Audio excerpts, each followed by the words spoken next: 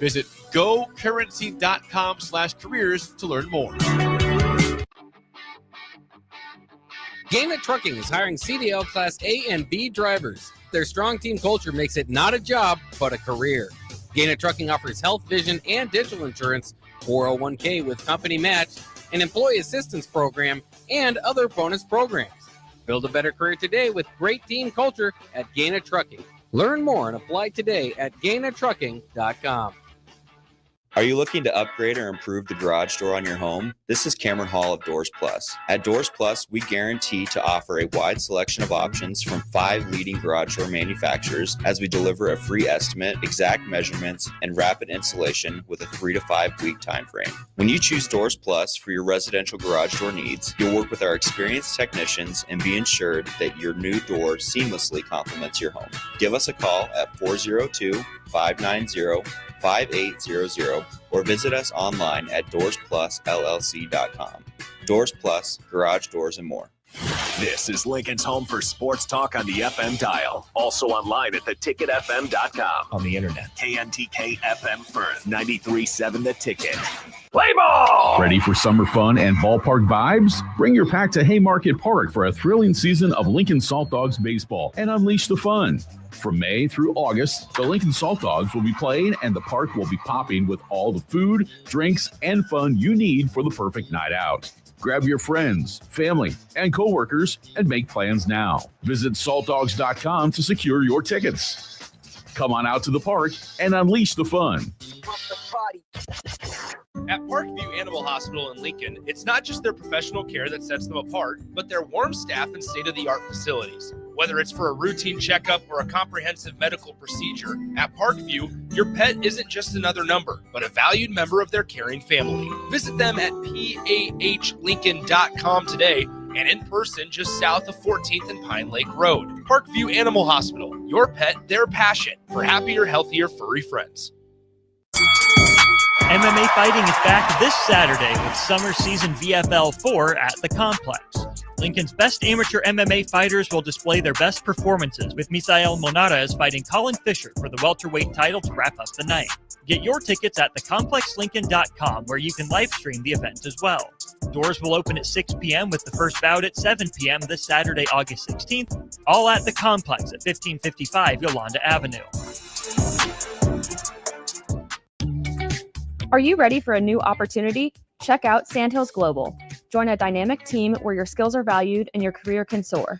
We offer full-time positions with a 4.5-day work week, competitive pay, excellent benefits, and a positive work environment.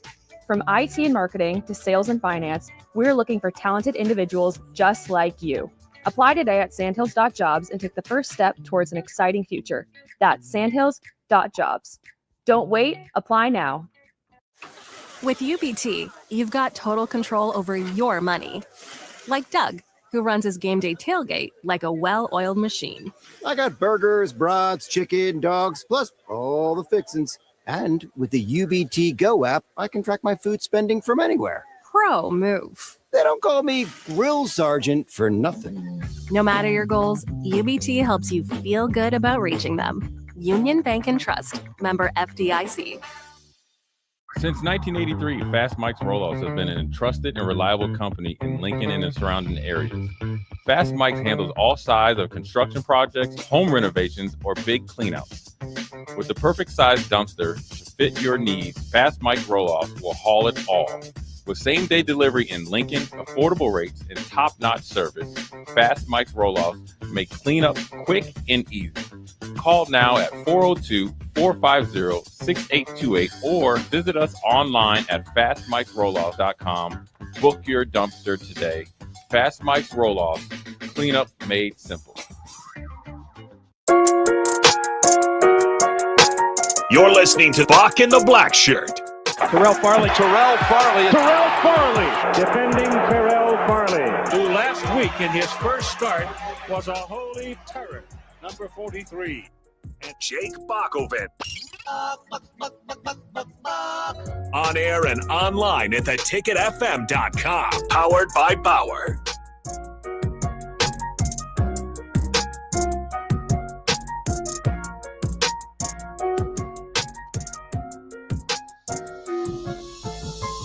Ladies and gentlemen, boys and girls, welcome to Bock and the Blackshirt here on 93.7 The Ticket.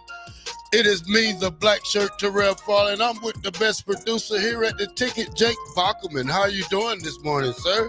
Oh, glorious. It is a fun time here to be in Lincoln, Nebraska as we count down to football season. And, of course, we're getting a lot. We got some press conference today. We got alternates. We got Michigan getting a little slap on the wrist, maybe a big slap on the wrist, depending on how you look at it.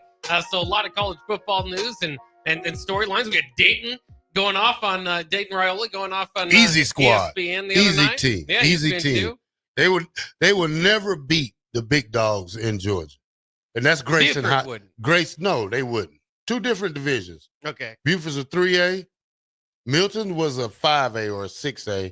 But the big dogs in Georgia is Grayson. Well, to be fair, though, Milton did win that class back to back. Yeah, they won it. For But that class, that's good. But when you think about a team like Grayson, number one linebacker in the nation, kid is a beast. 6'1", 215, Bock, he's already ready.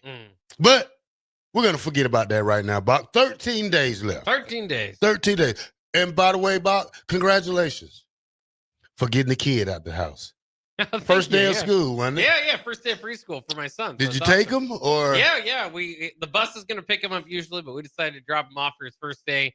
And there was no tears or anything. He just walked in. He was good to go. So hopefully he's doing well. I haven't had proud dad otherwise reports. Absolutely. Proud dad. I'm so happy for you, Bock. Now, you know, the next step, get him through pre-K, kindergarten, first, second, third, and get him out the house. That's right. That's it. That's your ultimate goal, to get him out of the house. And probably 18 years from now, or, you know, however old he is. Yeah. He's only 4 years old now. I was trying to explain to him, this is your last day yesterday. This is your last day of freedom. From here on out, you're not going to have any freedom until you retire, basically. So, no, but all kidding aside, I am happy for him. And also, shout out to my wife. It is our wedding anniversary, too.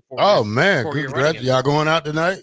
We had some breakfast this morning. We'll see what we can do. It's pretty busy. Need a babysitter? Come drop him off. He can watch me play the game. Yeah, there we go. Yeah, I got 3 doggies he can rub, and they'll take care of him. Why? They'll jump on him and hug him and love him and everything too. Yeah, there we go. All right, Bock. 13 days to Husker football.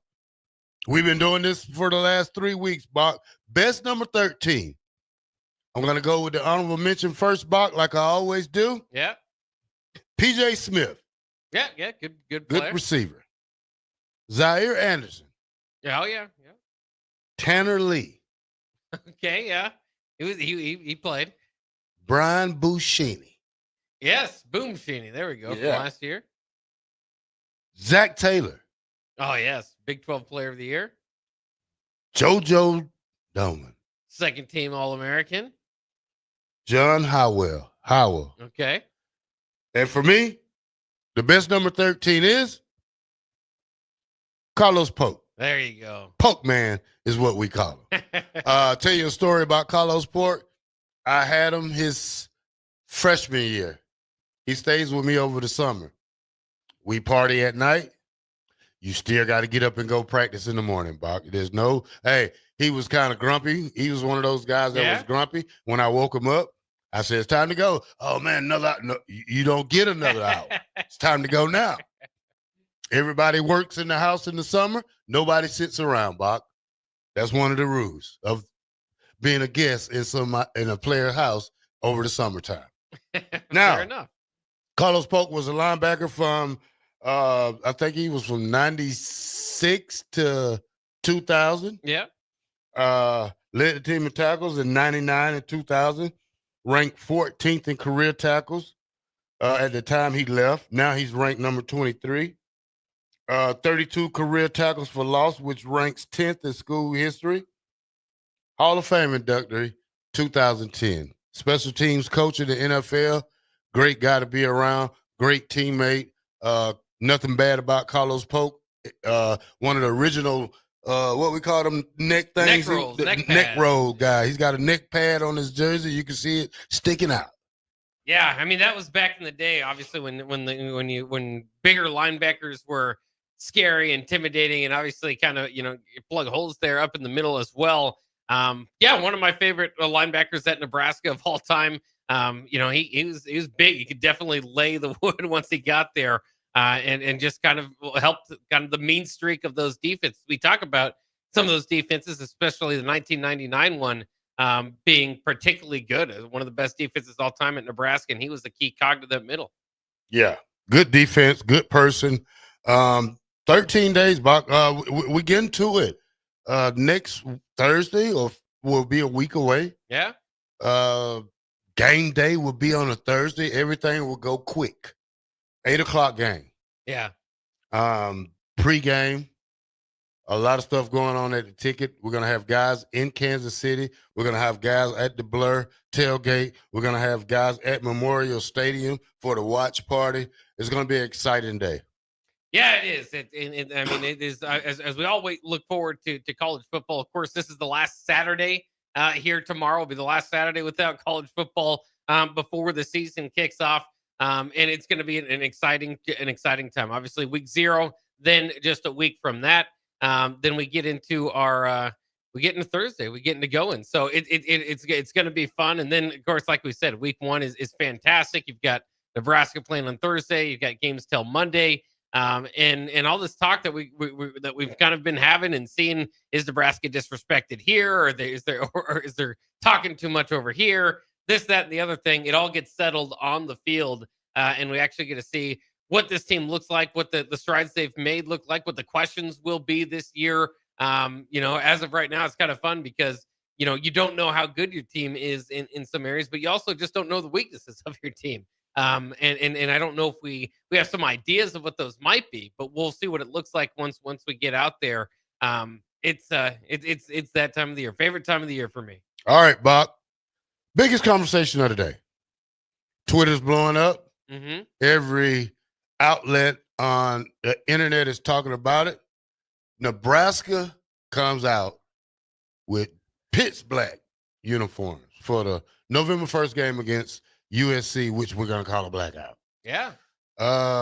Your thoughts on the alternate jerseys? I like alternate jerseys. They didn't do this last year. Obviously, it's a good opportunity to sell some additional jerseys. Just a little bit of a different look. Over the years, I thought it's been interesting. Nebraska has circled some games that they maybe thought they would win, and kind of put those, look like they kind of set it up to win those games.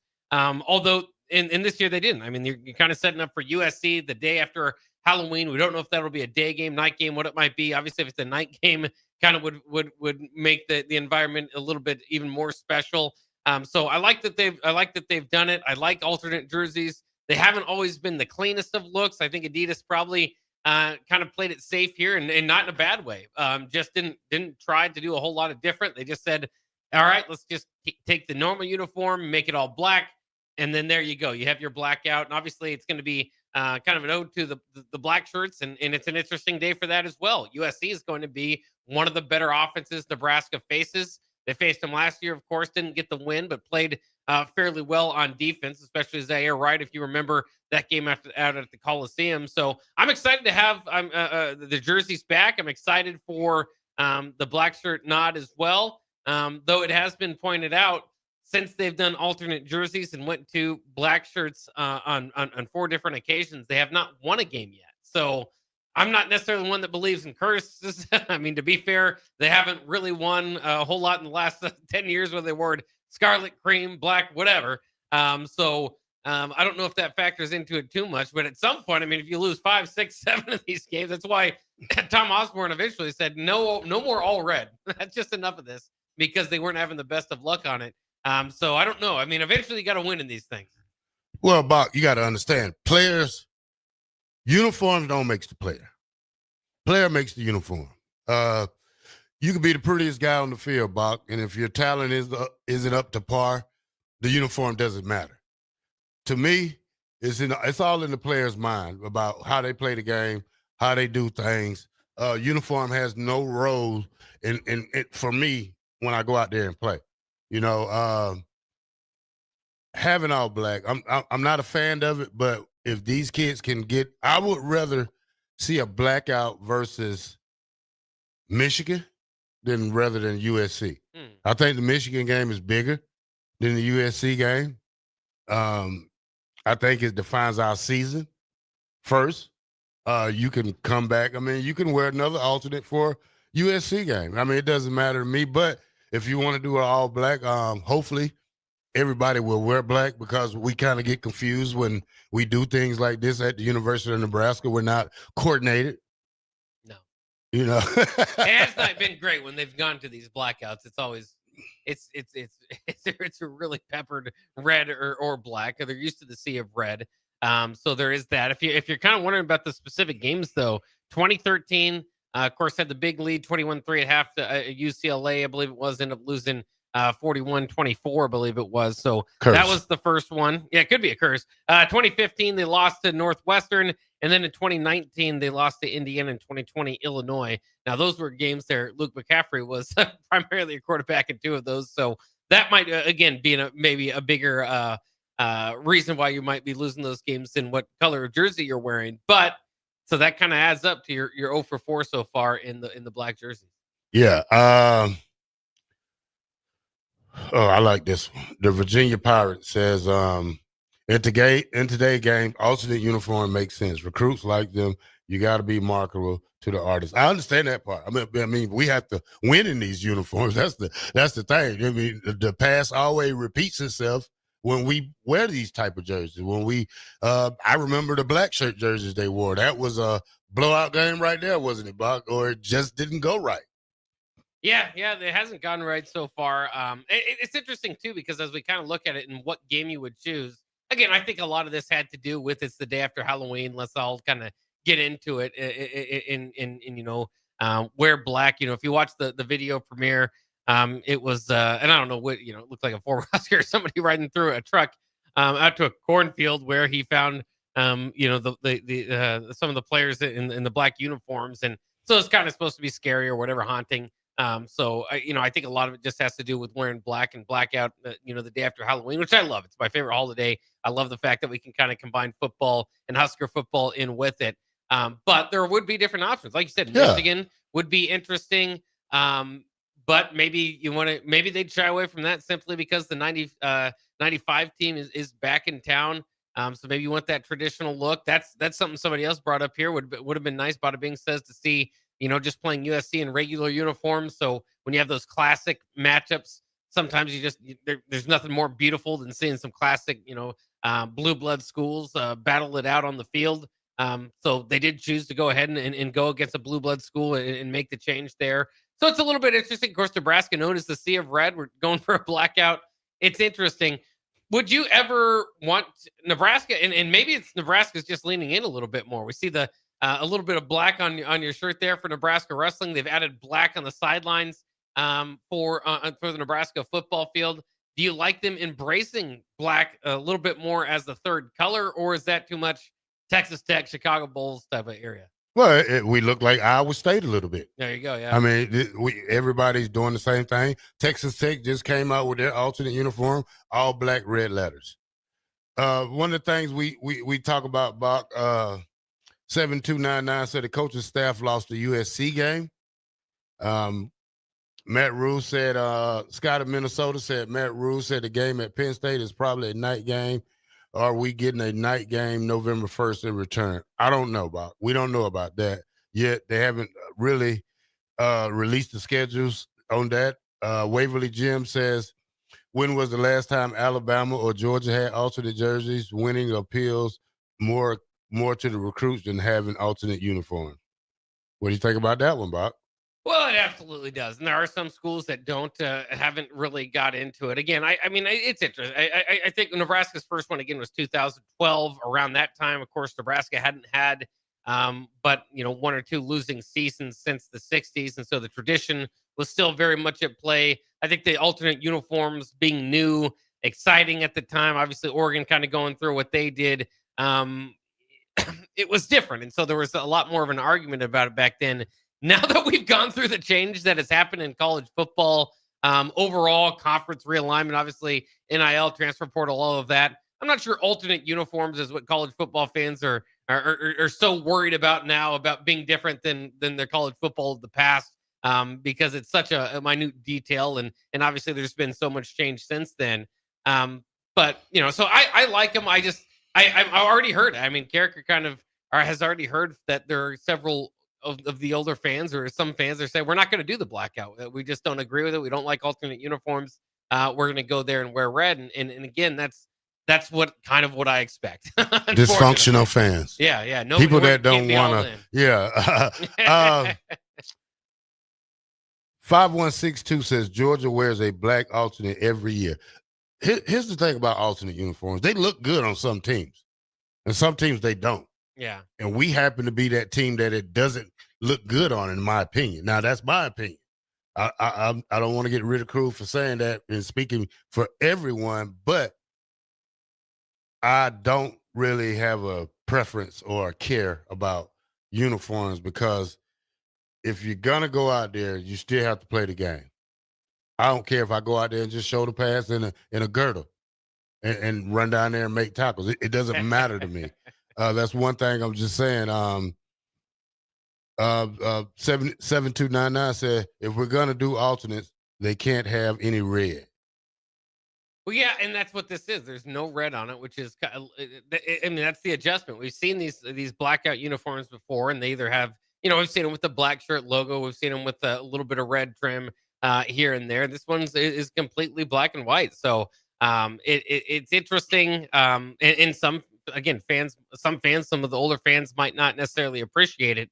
But again, if that's really what you're upset about at this point, I think it's a little bit silly. But I just don't have a whole lot of faith in Memorial Stadium being able to fulfill the blackout. And as somebody pointed out earlier, maybe there's a little bit of method behind this madness. If you do it in November, maybe a better opportunity for people to be more cold, and you just naturally have black coats that you can kind of throw on. Maybe easier to get some of your black fall gear out, maybe some more so than clinging on to the winter stuff and what you want to wear to Husker football games then. But I mean, and it's long enough. You got a long time before November 1st to kind of promote it and get people going. But let's also not lie. I mean, the success of this is going to depend on what those teams look like going into that game. You're at that point, you're going into your 9th game of the season.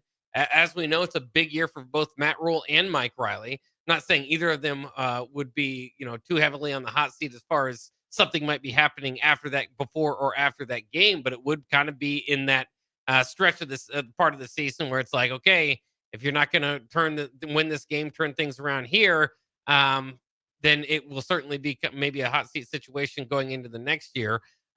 Particularly, obviously, for Coach Riley over there at USC. So I think a lot of it has to be determined. Who knows? I mean, both these teams have the talent, have the history, have everything that they need, I think, in place to be 2 top 15 teams by the time that comes around. So I'm kind of speaking on both sides there. And then, so we don't know how highlighted this will be. We don't know what the game atmosphere necessarily will be like this, as we can maybe predict for Michigan. Obviously, expect it to be a sellout, as you do with any Nebraska game. So there's not as much as a big up and down as change in plans, I suppose, is what you would have to do for a normal institution. But there's just a lot to be determined about what this game looks like by the time we get there. The defense, I mean, for God's sake, I mean, I think we expect a lot, or expect the defense not to take too much of a drop off here. But what's the defense? If the defense is looking good, people might be more interested in showing out and supporting the black shirts and the black uniform. Well, Bock, you said something about Halloween. Oh, yeah. I'm scared of ghosts and goblins, Bock. Not scared of a guy in a black uniform. So, unless he's probably 6'8", 330 or 350. I mean, there's a lot of reasons we can debate this, Bock, but I'm not gonna do it. I'm just not a fan of it. I'm grateful that we have a decent team this year. I mean, we have to still play the season. I don't care if we go out there in all white, all red. It doesn't matter to me, as long as you go out there and play the ball game you're supposed to play and come out with a W. Now, does that help you in recruiting when you wear these black uniforms and you're a 5-7 team? I don't know that part. Not by a whole lot, I would think. Yeah. Winning is definitely going to be. Yeah, winning is the main part. Now, we have a lot of text messages. We're going to let Bock read them when we come back. But we're also going to talk about Michigan football when we come back. Did they get the hammer hard, or did they just pull a couple of nails out the coffin, Bock? Here on Bock in the Black Shirt, 93.7 The Ticket. We'll be right back.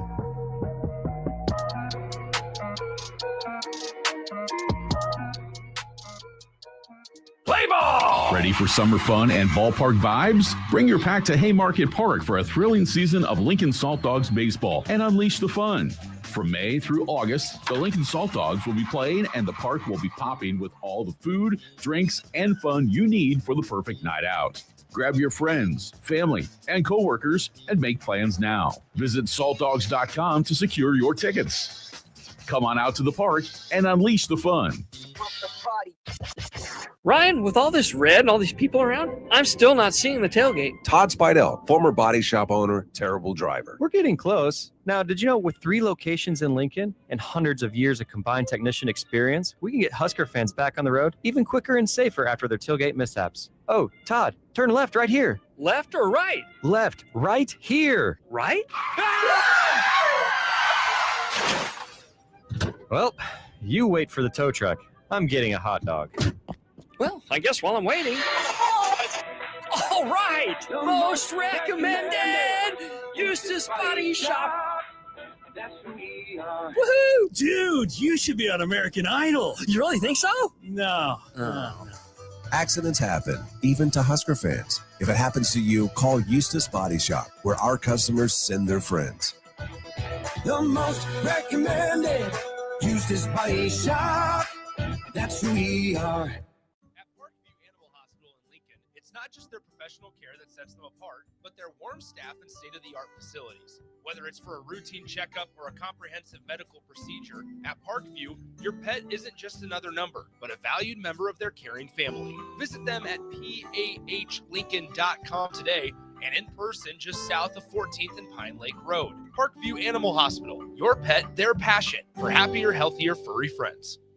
93.7 The Ticket. Fox KFXL weather. Sponsored by John Henry's Plumbing, Heating, and Air Conditioning. Hot and humid the next couple of days. We'll get up to 96 for a high today, 100 for a high tomorrow. Heat advisories will be in effect from 11 this morning until 8 tonight. Same thing coming up tomorrow. Feels like temperatures around 105. Make sure that you are staying safe here as we head into the weekend.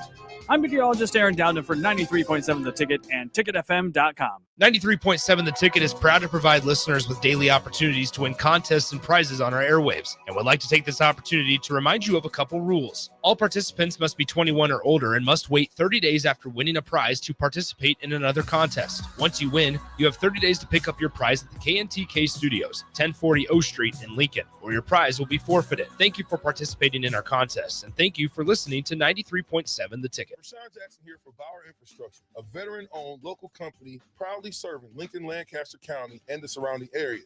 Bauer provides quality work at an affordable price, and they're growing rapidly. If you want to experience a career with a fast-paced, family-friendly environment, visit BauerInfrastructure.com. They have top-of-the-line benefits, year-round work, even through the winter. Bauer, usher in the new era of infrastructure to an area near you. And as always, go Big Red!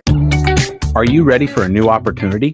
Check out Sandhills Global. Join a dynamic team where your skills are valued and your career can soar. We offer full-time positions with a 4.5-day work week, competitive pay, excellent benefits, and a positive work environment. From IT and marketing to sales and finance, we're looking for talented individuals like you. Apply today at sandhills.jobs and take the first step towards an exciting future. That's sandhills.jobs. Don't wait. Apply now. You're listening to Bock and the Blackshirt, on air and online at theticketfm.com.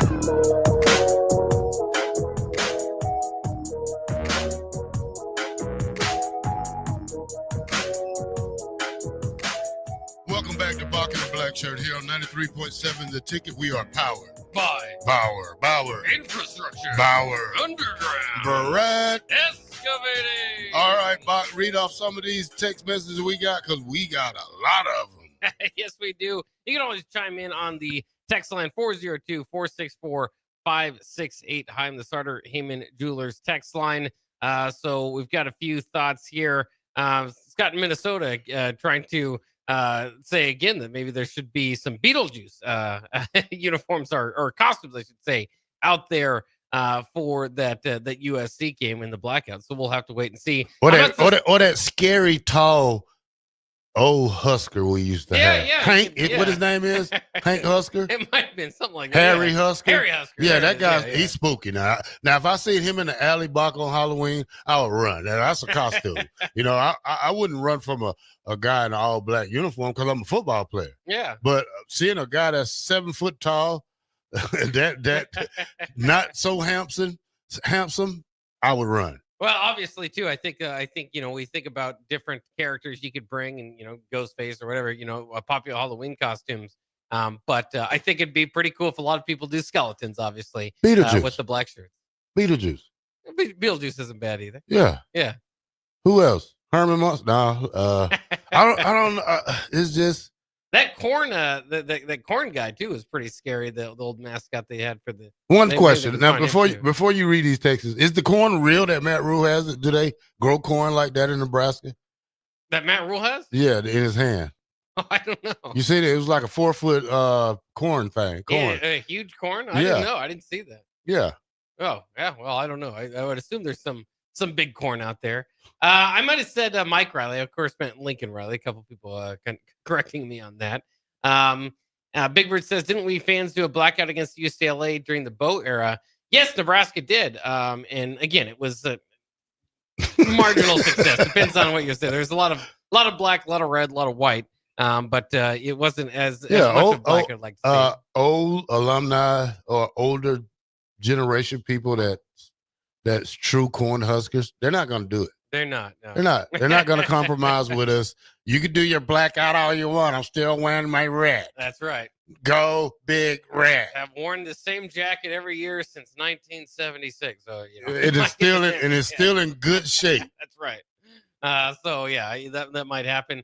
5162 says, as long as we don't turn into Iowa State and wear black every other game instead of school colors, one alternate game isn't bad. And I think that's what a lot of people kind of landed on too.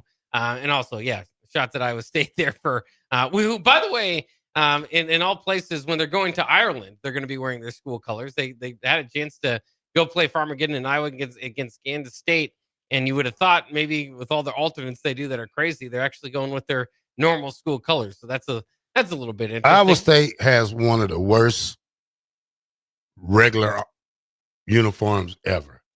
They do now.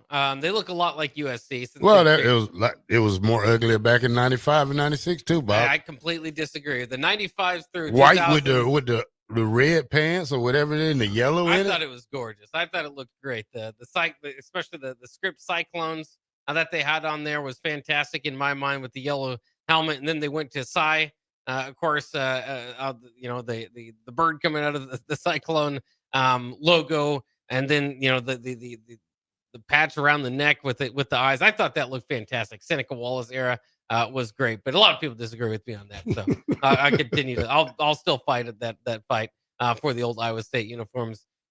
Corey says yes. Remember, Georgia has black in their main logo, so that's a little bit different. So it's more like Iowa State. And yeah, Georgia. I think somebody kind of said it earlier. Georgia and Alabama win more often than doing alternate uniforms. Georgia might not be the best example. Maybe Penn State, USC's.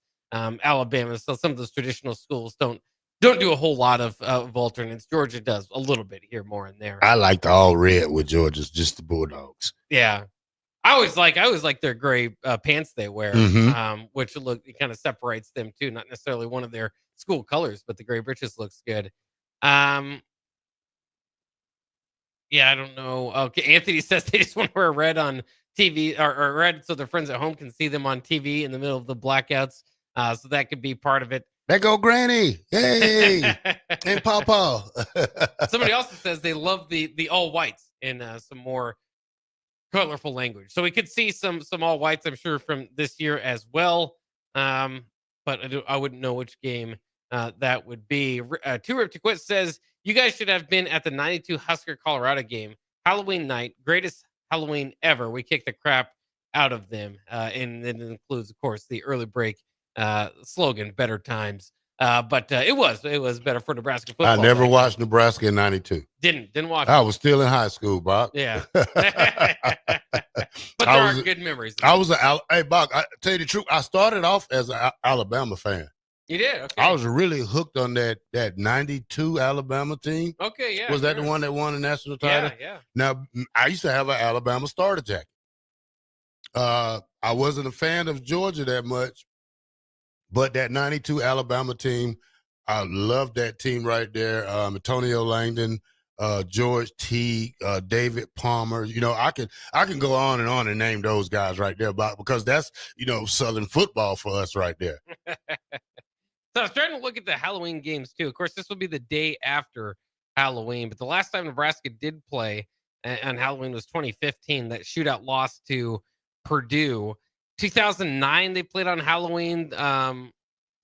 In Halloween games, apparently the Husker Max has a whole thread on this here. They're 17-2 on Halloween games. Again, this year it'll be the day after Halloween, so a little bit different, but Halloween themed with the blackout that's coming. So that 20-10 win in 2009, that would have been when Crick got all his 5 sacks in a game. I believe was in 2009. The one that I remember specifically, and he pointed out the 92 game there, the 98 game against Texas. Nebraska came up short with Ricky Williams running all over him, but that was the one somewhat infamous or famous in Nebraska circles for still being able to cheer. If you can imagine this, cheer Texas and Ricky Williams off the field, because at that time that broke the winning streak that Nebraska had, a long winning streak at home.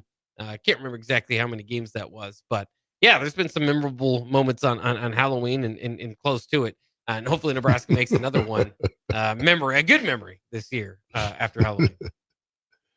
Oh, 7299. We can't talk like that. We gotta. Yeah, I tried to clean up his language. Yeah, and Eric Hush Farley. I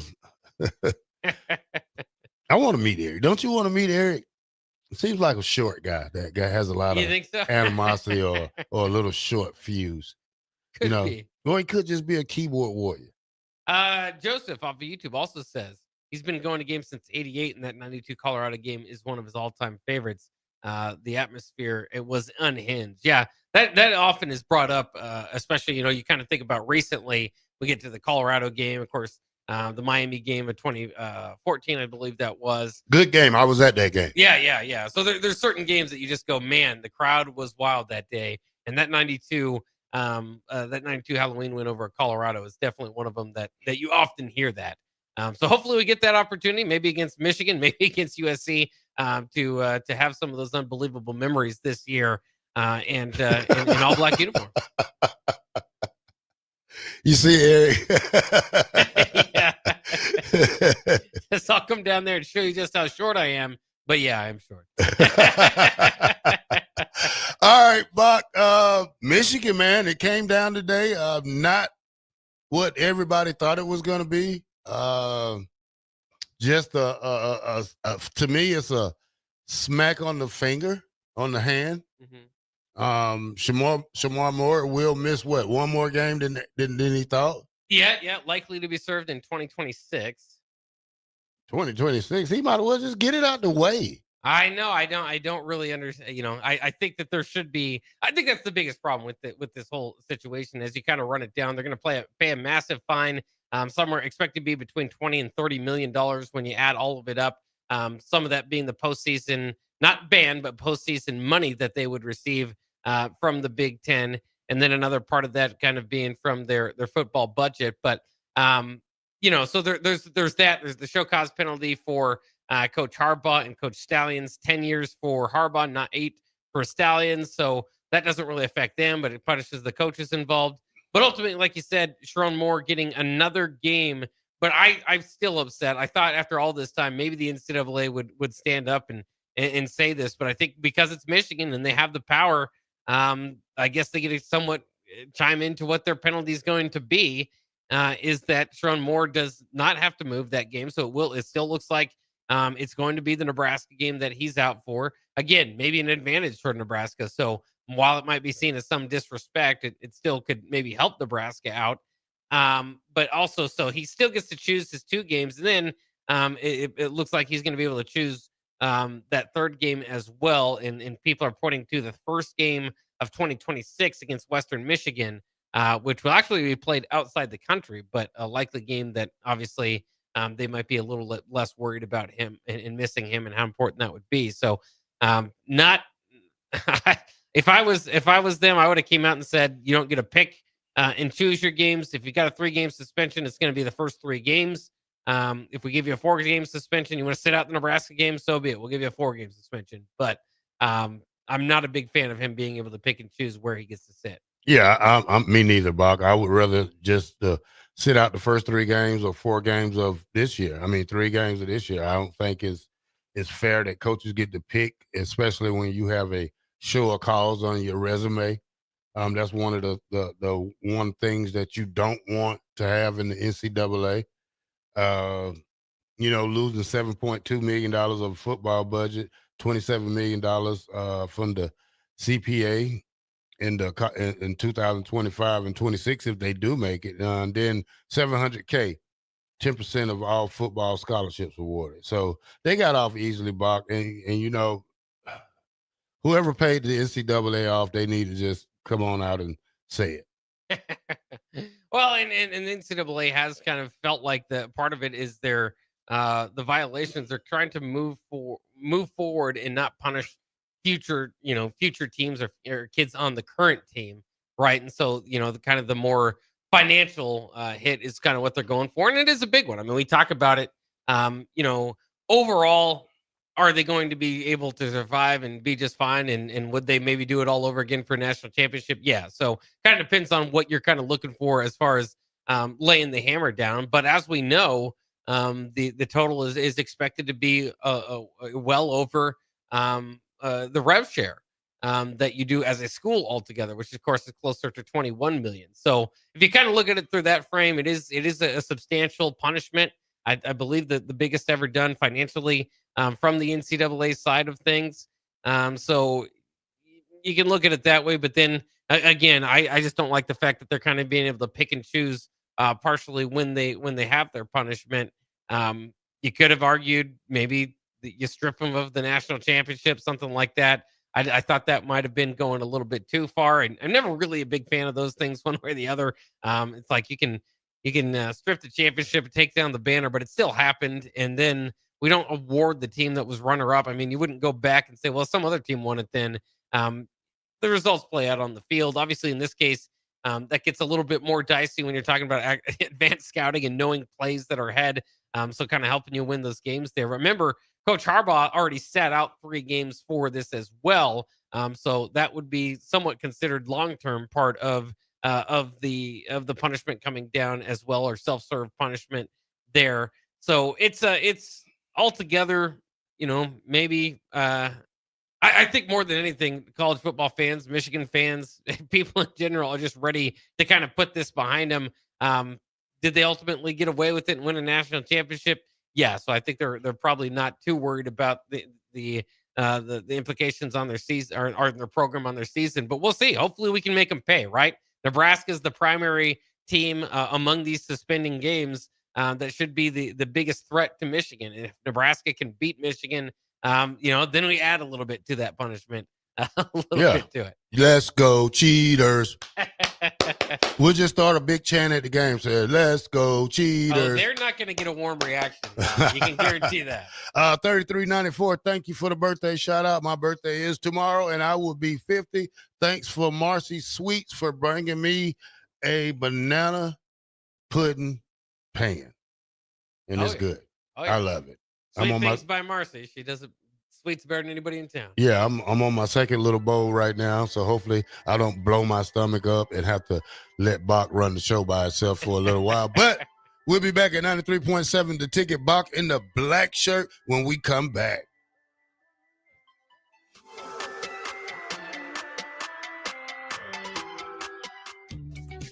Are you ready for a new opportunity? Check out Sandhills Global. Join a dynamic team where your skills are valued and your career can soar. We offer full-time positions with a 4.5-day work week, competitive pay, excellent benefits, and a positive work environment. From IT and marketing to sales and finance, we're looking for talented individuals just like you. Apply today at sandhills.jobs and take the first step towards an exciting future. That's sandhills.jobs. Don't wait, apply now. Since 1983, Fast Mike's Rollouts has been an trusted and reliable company in Lincoln and the surrounding areas. Fast Mike's handles all sides of construction projects, home renovations, or big cleanouts. With the perfect size dumpster to fit your needs, Fast Mike's Rollouts will haul it all. With same-day delivery in Lincoln, affordable rates, and top-notch service, Fast Mike's Rollouts make cleanup quick and easy. Call now at 402-450-6828 or visit us online at fastmikesrolloffs.com. Book your dumpster today. Fast Mike's Rolloffs, cleanup made simple. With UBT, you've got total control over your money. Like Doug, who runs his game day tailgate like a well-oiled machine. I got burgers, brats, chicken, dogs, plus all the fixins. And with the UBT Go app, I can track my food spending from anywhere. Pro move. They don't call me Grill Sergeant for nothing. No matter your goals, UBT helps you feel good about reaching them. Union Bank and Trust. Member FDIC. This is Bill Mitchner, Executive Director of Lincoln Lighthouse. Did you know Lighthouse provides multiple programs for students such as one-on-one tutoring and mentoring, as well as pro-social skill exercises, while providing them a nourishing meal and a safe space during all months of the year, even during school breaks? Learn more or contribute to Lighthouse at lincolnlighthouse.org today.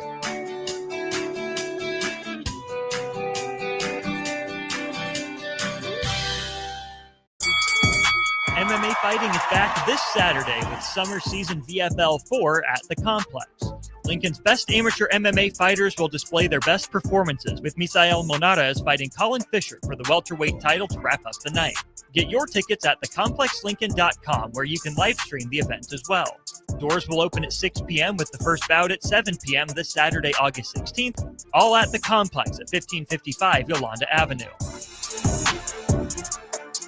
Things that impair you come in many different shapes and sizes. Some are the shape of beer and liquor bottles. Others look like cigarettes but aren't cigarettes at all. These are the things we know impair us, the things our parents warned us about. What we're not always aware of is our new prescription, or the over-the-counter medicine we picked up just for allergies or a bad cold. See, it doesn't just matter how much of a substance you take. If you are impaired, driving is deceptively dangerous. Don't drive impaired.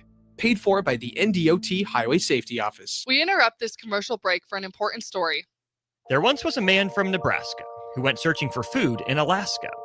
When his stomach was rumbling while laying in bed, he could think of only one option, Führer's cheese spread. So he left it once and drove day and night to return back home for cheese spread delight. Now his stomach is full and the voice in his head tells him no more vacations without Führer's cheese spread. Find yours today at most local grocers. When you're outdoors beneath Nebraska skies, adventure comes in all sizes.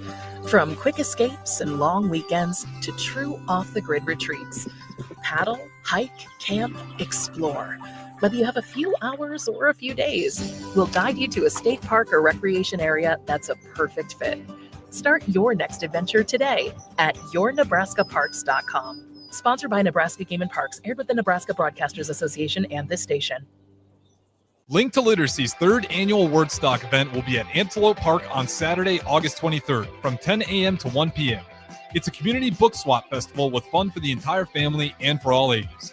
Enjoy food trucks, kids' activities, a reading corner with celebrity narrators, including Brian Helton, President and CEO, Director of Parks and Recreation, UNL athletes, and more. And of course, free books for all kids and adults. Go to linktoliteracy.org to get the full story and then make your plans to attend Wordstock. You're listening to Bock and the Blackshirt, on air and online at theticketfm.com. All right. 93.7 The Ticket, Bock and the Blackshirt. We are here from 1 to 3, Monday to Friday, and you probably can catch some of our repeats overnight. So I caught one the other day. All right. Thank you, Bill. Enjoy your birthday tomorrow, Blackshirt. If you do go fishing, Yankee Hill or Stagecoach may be a better choice than Holmes Lake, and go early in the morning or go at night. Blackshirt, welcome to the 50-year-old club. Thank you. Happy early Bock neighbor. Thank you, Bock neighbor. Bock. Now, Big Ten sweeps preseason awards. Player of the year, Jeremiah Smith. Yeah. Coach of the year, James Franklin. Freshman of the year, Bryce Underwood. Are you a fan of preseason awards, Bob? I mean, you don't get anything from them, just the name of it. Yeah, I mean, I am, because I think it gives you a good idea of what the expectations are coming in. That's kind of the same thing with the preseason polls, that, if it truly impacted or affected, the way we determined a champion, or kind of the rankings down the stretch, then I think it would be harmful.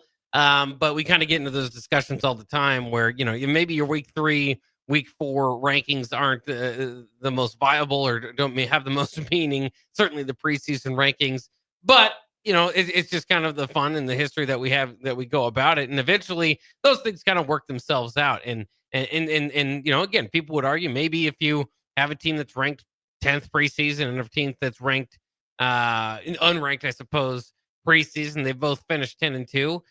Sometimes the team that was preseason given the nod will still be ranked higher. So you can still have an argument that it still affects things, but especially the preseason awards, I particularly like, because the preseason All-Americans, it just kind of gets you a good idea of who has the talent, who has the perceived talent coming in, and what those expectations are for those players. Then you can kind of follow along and see what kind of has gone right or wrong throughout the realm with them. So throughout the season, I should say, with them. So it's not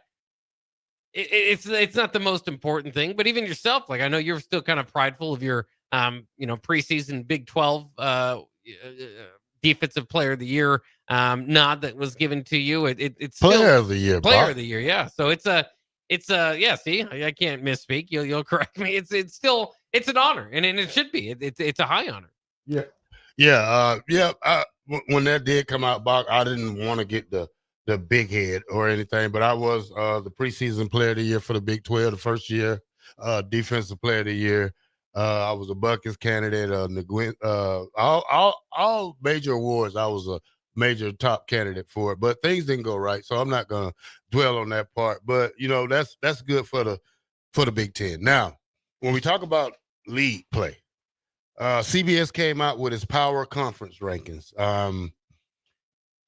and it doesn't go our way again.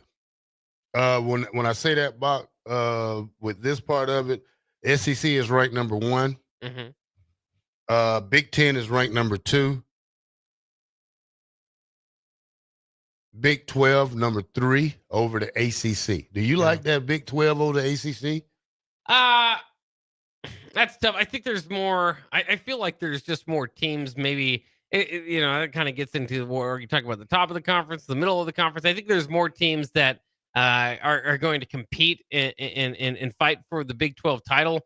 I don't know if that means it's because they have more top end talent, right? I think Clemson feels like the prohibitive favorite in the ACC, and so they might have the best team among the two conferences, at least again as we see it.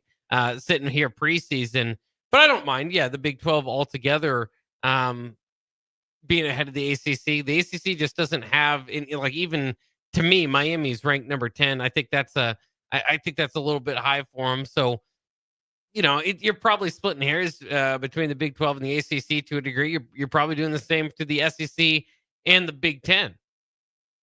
And here's the case where, would I rather, we talk about preseason awards, would I rather be preseason ranked the number 1 conference or have the back-to-back champions in my conference? Well, I'd rather have the back-to-back champions in my conference. You can rank it however you want.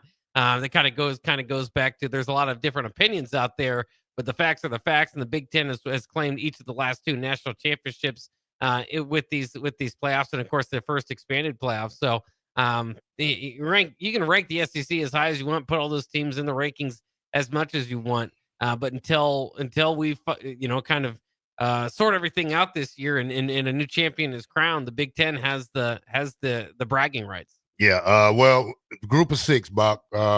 Number 1 in the group of 6 is American League.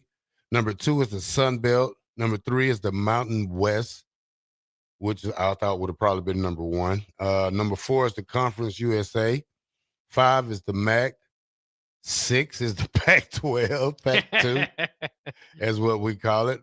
I didn't know they dropped down. Yeah, well, I think they don't have until next season. I think you need 8 teams to play like a legitimate conference, and so they're still kind of they're still kind of there, but should almost just be ignored because they only have 2 teams. Those 2 teams will play each other twice this season, as we've mentioned before, Oregon State and Washington State. So it's a bit of a unique situation going on there, but just not a whole lot of depth in the conference there as of yet. All right. 7299 says, Farley, pardon the misspelling. I'm on Talk to Text and I'm driving. Did you have a favorite Big 8 quarterback to sack, and why was it Chad May? Was it Chad May? Well, no, he said, why was it? He's making a joke. He's assuming Chad May. Chad May, we sacked him 10 times that game. Yeah. I mean, he was not the most mobile quarterback in the world. I mean, we put a licking on him so hard that, I felt kind of sorry for the guy after the game. I know me and Tomic hit him one time, and that was probably like a suicide call on his coach's behalf. But, I sacked a lot of quarterbacks. I think the one in the national title game against Florida was probably one of my most memorable ones because I didn't get the sack, and I was upset about it. So, and I came back and got another sack that game. So, sacking, I think one of my best sacks was Tony Banks. Okay. Playing Michigan State. Absolutely. I kind of hit him up high and kind of did a somersault in the air with him, landed on top of him and talked smack to him because he tried to talk smack to us before the game, talking about the Big Ten. Y'all not ready for the Big Ten. So we had to go out there and let them know. So, it's a lot of sacks that I like that I had. Yeah. Hard to choose between your children, right? Yeah. Hard to choose when you only got 11. All right, 93.7, the ticket, Bock and the black shirt. When we come back, we'll listen to some Dana Holgerson and Coach Riola. 93.7, the ticket. We'll be right back.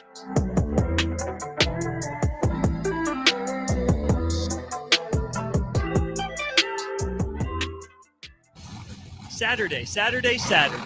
Eagle Raceway is open for a full season of dirt track racing action every Saturday night. Don't miss the epic battles on the high banks of Eagle Raceway each Saturday between the Nebraska Septic Sprint Cars, Nebraska Lottery Modifieds, Avid Realty Sport Mods, Valentino's Hobby Stocks, and A1 Iron Stock Cars.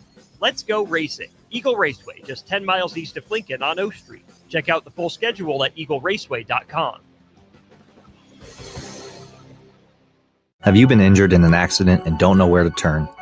You need an attorney you can trust to handle your case with professionalism and compassion. The attorneys at Liberty Law Group understand that a call to an attorney is a call for help. If you've been injured, we want to help you. Liberty Law's experienced attorneys are committed to the pursuit of justice for those injured. Call Liberty Law and find out how we can help you get the compensation you deserve. Call 877-42-LIBERTY. Call the trial attorneys you can trust. 877-42-LIBERTY. There's a lot on the line in divorce. This is Joe Cordell of Cordell & Cordell, the largest family law firm in the country, with over 35 years of helping clients navigate divorce. But being big doesn't mean less personal or less local. Our attorneys live and work in your community, and as neighbors, they understand the challenges your families face. Divorce is complicated. It affects every part of your life, your home, savings, retirement, and of course, kids. So when you find yourself facing divorce and the unexpected directions that it can take, it's times like this that you need a partner you can count on. If you're a man facing divorce, contact Cordell & Cordell today to connect with a local divorce attorney who understands the challenges you're facing on a personal level. Text GO99 to 323232. GO99 to 323232. GO99 to 323232. 1221 N Street, Lincoln. Texting privacy policy and terms and conditions posted at textingterms.us. Texting enrolls you for recurring automated text marketing messages. Message and data rates may apply. Reply, stop to opt out. Breaking here at the news desk. When you stack Allo Internet, DirecTV, and mobile, you can lock in your price for 2 years. Sources are confirming that when you stack Allo Internet, DirecTV, and mobile, your monthly price drops and you're locked in for 2 years. That's fiber fast internet, premium streaming TV, and reliable nationwide mobile coverage. And this just in, you must switch by Labor Day to secure that locked-in pricing for 2 years. Switch, stack, and save at allofiber.com/stack. Keep 'em Home would like to remind all of our listeners that are between 35 and 55 that breast cancer is a serious issue. 1 out of 8 fall victim to the silent predator, but if detected early, steps can be taken towards the treatment and prevention. Please schedule a complete physical exam and a breast cancer screening today. Do it for yourself and your family. This reminder is courtesy of Keep 'em Home, serving our area with pride and integrity, providing in-home care for seniors and disabled individuals who are confined to their homes or need additional aid to complete their daily activities. For more info, Keep 'em Home, on the air because they care. When it comes to concrete, Stevens & Smith Construction doesn't stall. They go for the takedown. As Nebraska's full-service concrete contractor, they stay in bounds, hold inside position, and never forfeit quality. Whether it's foundations, flatwork, or concrete coatings, they elevate performance and pin down results that win every time. Stevens & Smith Construction is a proud sponsor of Takedown Tuesdays on 93.7 The Ticket. Because when it's time to wrestle with concrete, Stevens & Smith Construction slams expectations. Imagine starting your day with a computer glitch that leaves you feeling stuck, frustrated, and unable to get your work done. You have 1,000,001 things to get done today, and waiting for the tech issue to solve itself isn't one of them. It's time to let Hamilton handle the tech so you don't have to. We help businesses across the state spend more time on what they do best and less time frustrated with office technology. As the official business IT partner of the Huskers, we're focused on providing custom solutions that set you up for success now and in the future. Connect with us today at hamiltonisbusiness.com. MMA fighting is back this Saturday with summer season VFL 4 at the Complex. Lincoln's best amateur MMA fighters will display their best performances, with Misael Monares fighting Colin Fisher for the welterweight title to wrap up the night. Get your tickets at thecomplexlincoln.com, where you can live stream the event as well. Doors will open at 6 p.m. with the first bout at 7 p.m. this Saturday, August 16th, all at the Complex at 1555 Yolanda Avenue. Are you looking for an exciting new way to put your skills to work? Explore new career options in the fintech industry at Currency, a Sandhills Global company. We offer full-time positions in financial sales, compliance, operations, and other fields. We also offer a 4.5-day work week, an attractive benefits package, and opportunities for advancement. Put your motivation to work and grow with us at Currency. Visit gocurrency.com/careers to learn more. This is Lincoln's home for sports talk on the FM dial. Also online at theticketfm.com. On the internet. KNTK FM Firth, 93.7 The Ticket. You're listening to Bock in the Blackshirt. Terrell Farley. Defending Terrell Farley, who last week in his first start was a holy terror. Number 43. And Jake Bockoven. On air and online at theticketfm.com. Powered by Bauer.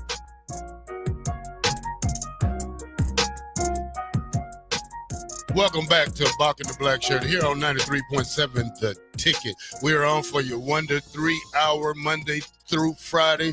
It is me, the Blackshirt, Terrell Farley, and the best man at the ticket, Jake Bockoven. What's up, Jake?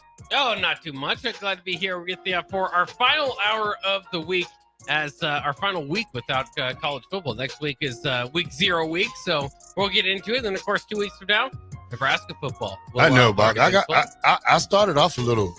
I wouldn't say grouchy, but a little sleepy from the trip I did overnight.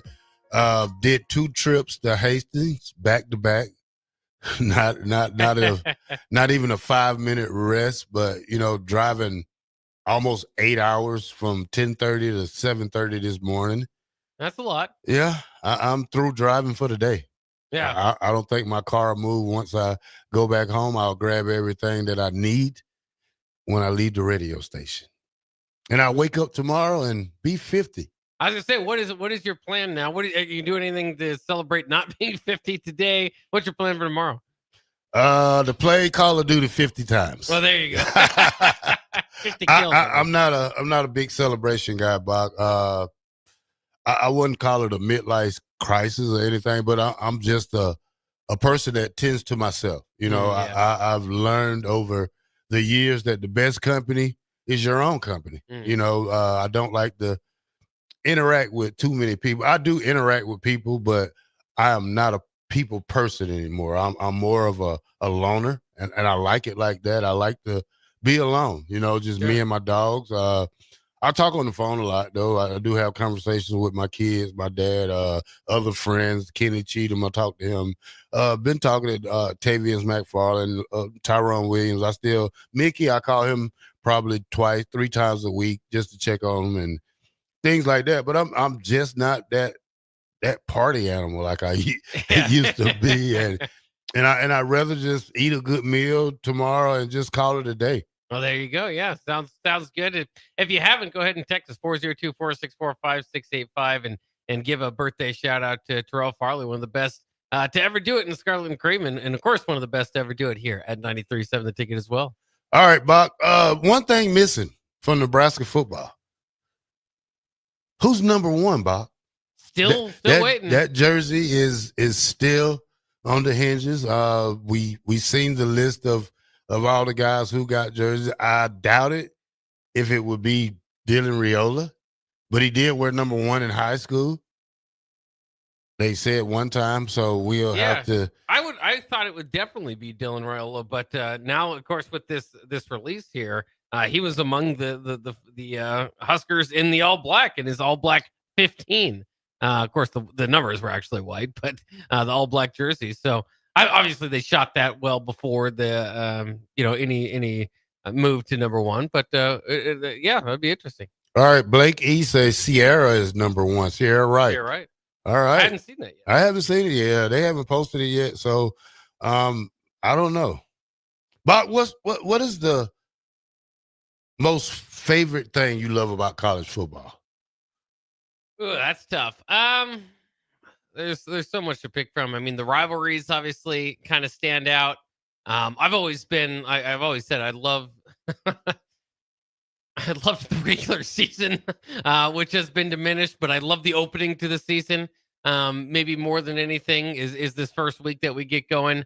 But I would probably say, the traditions and the rivalries. Yeah, for me, it's I'm more of a mascot guy. You love the mascot. I love mascots. I love Raffy for Colorado. Yeah, the live mascot. I love the Ogre. Yeah. The Bulldogs mascot.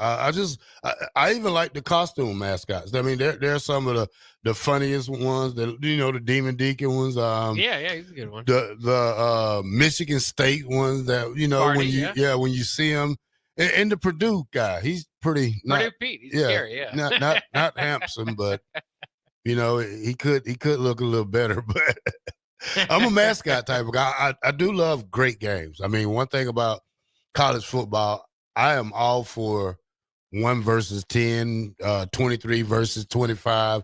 I like good matchups. Like when we see this Texas versus Ohio State, it can't get any better than that. Yeah. When you say week 1, Alabama,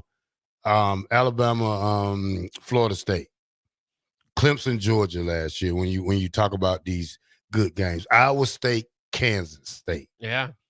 I mean, when you go a long way from being Nebraska Northwestern to 2 ranked teams now.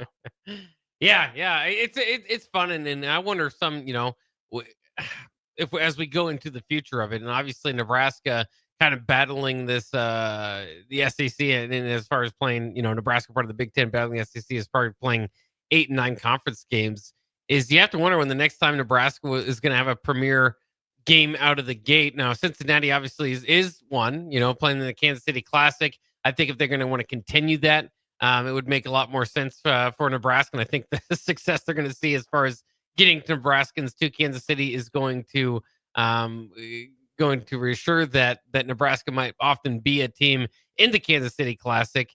So, all that is to say, I'm interested to see, if Nebraska would want to schedule a heavyweight right out of the gate. I know you've been over the years wanting to see that. And, we saw it to a degree in 2020 when Nebraska had to play Ohio State. That was more of course, the circumstances kind of going around college football. And Nebraska might not be ready for that at this current moment. But we'll see. I think more teams are okay with doing it with now an expanded playoff and understanding that maybe you can kind of take a loss there. But of course, other teams like Nebraska aren't scheduling difficult non-conference games. So unless it's a conference game opening up, I don't think Nebraska is going to play in one of those more difficult games to open the season, but they have been obviously selected time and time again to play a conference game, whether it be Northwestern or Illinois a few times here in the last couple of years. I mentioned Ohio State, so that could happen again. Well, you have to put your team to the test for me, for my sake, for fans' sake. Just playing a Big Ten team, you know how far you go in the Big Ten. Let's see how far you go against another conference. Like, instance, the Tennessee game. Now we talk about that because it seems like we backed out of that game and said a lot of things to prevent that game. Stadium renovation. Guess what? We're not having it. So now it opens the eye up to see, wow, did we really just back out of that game because we were scared, or was we really having stadium renovation? So that's just questions you ask yourself, though. And Troy Dan kind of talked about it the other day too. Is they're scheduling to get in the playoffs. That's what they're doing, and so that kind of helps you maybe understand backing out of that game, whether it's being scared or however way you want to put it, is they don't feel like that game would help them in a situation where they were trying to get in the playoffs. And that's what the scheduling is now. Yeah, but when you say that, we're trying to get in the playoffs, so we want a more easier schedule. So you probably sound like a Power 5 team trying to just sneak in there, like a Boise State didn't play. A group of 5. You make excuses like that, and that's not how college football goes. You want to play the best, and you want to demonstrate that your team is capable of hanging with the top teams in the nation. So when you say that I mean, your schedule can get you in there, but eventually, if you go in there and lose 55-0, then the joke's on you. Well, and I think part of it though is just looking at the Big Ten and who's been successful with scheduling patty cakes. I mean, each of the last 2 years, that's what's happened. Michigan's won the national championship. They didn't play anybody in the non-con. Ohio State last year won the national championship, didn't play anybody in the non-con. Of course, they are this year. But Indiana last year didn't play anybody in the non-con, made the playoffs. So I think part of it's not just like theoreticals. It's seeing that it seems like win total is put above strength of schedule right now by the College Football Playoff Committee that's deciding this playoffs. And so if you're looking at win total, I understand why wouldn't you try to achieve that win total by ducking Tennessee and playing can't remember even who they put in there, Western Michigan, somebody some MAC team. So I get that. Of course, you could obviously make the case that if you beat Tennessee, that would help your argument. And so you kind of have some different thoughts there. But like I said, there seems to be some decent amount of evidence that the soft non-con seems to have worked for Big Ten teams to start the college football playoff era as we currently are in. Would you be happy making the playoffs and being blown out in the playoffs, or would you just be on the crisp of making the playoffs but have a strong team? Yeah, I mean, I think you got to have a pretty good team if you're in the playoffs, even if you get blown out. I mean, I'd be happy with that this year, sure. I mean, it was obviously that week I'd be disappointed, but you step back and you say that's the goal. The goal is to make the playoffs, and it would obviously elevate from there, right? It's okay. Well, we made the playoffs. Now, what's the next goal? And so you could kind of take those steps. So it's interesting. I still, I mean, I don't love it. I don't think anybody loves it. I don't think Troy Dannon likes it. I don't think Coach Rule likes it. I think in a perfect world they would like to play, big games, but again, you're dealing with a lot of different moving parts here. It's one thing to say that, but if you lose that game, and listen, it's not about confidence. I don't think necessarily, or like, is our program or team in the right? Who knows what the situation is going to be? You could go, all the way into that week and lose your starting quarterback the week before, or there's just going to be so much that goes on between then and now, between both programs, that we don't necessarily know what that would look like on as far as who would be favored going in. But it really is disappointing for the fan, and that's where I think if you're college football, if you have power, I should say, in those circles, to try to remedy that as quickly as they can would be ideal. But again, this is not a new argument. This is not a new battle. It is heightened because of basically we're still trying to figure out a route to the college football playoffs and how to perfectly decide who gets in and how many teams and what it should look like and all that. And so, yeah, the argument about whether the SEC should go to 9 games maybe is heightened, but it's not new. And that's why I'm a little bit frustrated or feel as though it will not get settled anytime soon, is because they've been arguing about this for years. Now, there's a question off the text line saying how much you like the mascots, Farley. Would you be interested in being a Herbie for a day, for one game? No, not Herbie. No, not Herbie. You like Little Red. Little Red. Yeah, you're more of a I'm a Little Red guy. Yeah, would you be Little Red for a day? No, it's too hot. Not in the summer. It's too hot. Not necessarily. It's too hot to be in there trying to bounce it around and stuff like that. Just give me a Little Red T-shirt. I mean, I really feel I feel comfortable with wearing a Little Red T-shirt. Yeah. Well, yeah. I think you'd look a little odd in a Little Red T-shirt, but I'd like to see it. Yeah, I mean, I'm not a Herbie fan. I mean, I told you Herbie scares me. The guy with the tall guy, he scares me. Yeah. The corn guy, he scares me. Yeah. When you look at a guy like Herbie, I mean Little Red, he's friendly. Yes. He's a bebopper. He bebops around and that's just a fun mascot. I know a lot of people don't like Little Red, but hey, he got into the college Hall of Fame before Herbie did. Yeah, the mascot Hall of Fame. Yeah. All right, Bock, we got some Holgerson and some Coach Riola to go over. You want to start one off before we go to break? Yeah, let's go ahead and we only got a few clips for Riola. So even though Holgerson hit the podium first, let's start with Riola, and he's talking about a few different things here. One that will be obviously interesting is the tackle situation. So here is the situation at tackle as of right now, according to Coach Donnie Riola. It's still wide open. You know, guys are battling. We got a lot of guys with really good experience. You know, Gunner shows up, Turner's back, Teddy's back. You know, you got Tyler Kanak over there, right? Obviously, Pritchett is here. So, you know, they're all battling. You know, they're all working hard. And, you know, at the end of the day, we're going to play the guy that's going to execute and play with our technique and play with the effort that's required for us to be a championship level team. So what do you think, Terrell? Still a battle at tackle. Is that something they can take into the season? Can you rotate tackles throughout a game? I mean, what are we looking at here at the offensive tackle spot for you? Well, you're gonna have to take it into the season because now you got a team. Now you have players that you never played against before, and going against the guys every day that you practice with. I mean, mostly you probably dominate them, and it doesn't give you a fair look.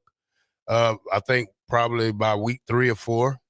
Especially the Michigan game, you're going to learn a lot about your offensive line. So it's probably going to be probably game 5 before we see a solid starting group of offensive linemen there we got.